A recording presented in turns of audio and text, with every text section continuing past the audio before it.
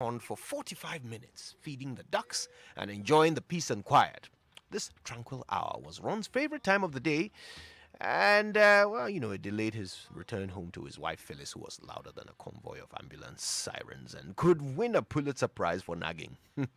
Now, when the city council put up the sign informing residents that the park was to be shut down to make way for a new dual carriageway linking the city centre to the motorway, Ron was livid. How could they take away his hour of tranquility? How could they make him go home early? The next day on his lunch break, he marched into his local authorities' offices and demanded to speak to someone in authority. After waiting for almost an hour, he met some county council bigwig who told Ron the deal was already done.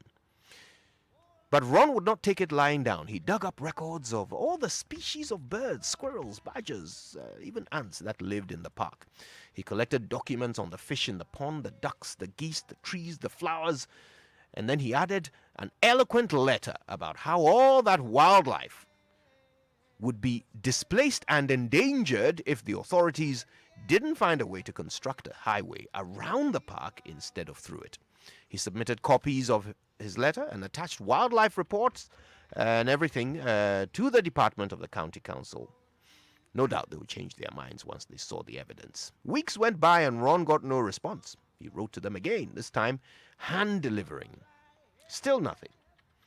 He followed up with phone calls to find out if his letter had been received and when action would be taken on it. Nothing happened. So Ron decided to write one letter per day, copied in every newspaper editor in the county. Eventually, a journalist at the Evening Standard made a phone call to the county council to inquire about the claims made in Ron's letter, and this sparked a chain reaction. 2 weeks later, the council announced they had adjusted their construction plans and the park would be saved. Finally, Ron's voice had been heard. Now, why am I telling you the story of some middle-aged resident of East Midlands? Well, it's just to illustrate the power of one man's voice. The thing is, elections seem to be the only time when people have a voice in Ghana. But elections are not the only time. You don't only get to wield power once every 4 years as part of some collective group of 13 million voters. No, you have a voice every day, of every week, every month, every year, between this past election and the next. Also, you really don't need to be part of a party to have a voice.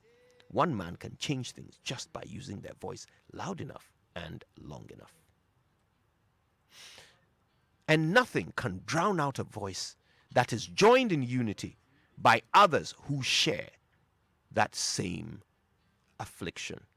Nothing can drown it out, not even a hail of bullets, not even the sticks and stones sent to break your bones. You will always prevail if you make your voice heard. So what's bothering you today? Let me ask you that. What's on your mind? What troubles you?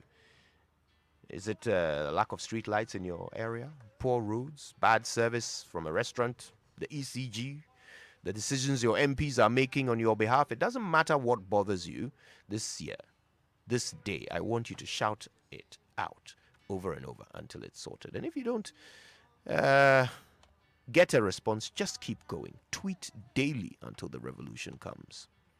My name is Kojo Yankson, and it takes only one match to light 1,000 candles. Good morning, Ghana.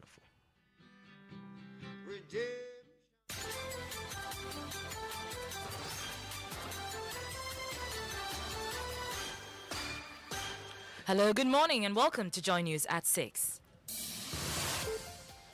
The news is live on Joy 99.7 FM and hits 103.9 FM in Accra, Love 99.5 FM in Kumasi.